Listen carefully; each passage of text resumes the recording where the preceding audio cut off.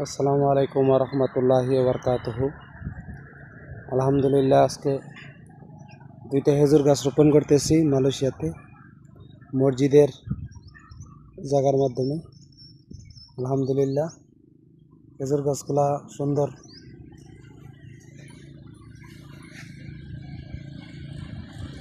আর একটা গাছ আছে,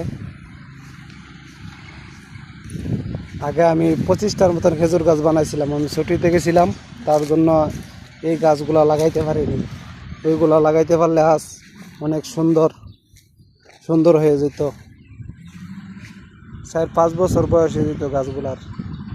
এই যে দেখেন খেজুর গাছ, তো ইনশাল্লাহ ওখানে লাগাই দিব, কিছুক্ষণের ভিতরে লাগাই দিব গাছগুলা। যে মসজিদের স্থানের মধ্যে লাগাইতেছি, মসজিদের এরিয়ার ভিতরে। আল্লাহ যদি রহমত করে, যদি লাগাইলে তো অবশ্যই ইনশাল্লাহ একটা কিছু পাওয়া যাবে। গাছ লাগাইলে গাছের ফলন আছে। ধন্যবাদ, ভালো থাকবেন।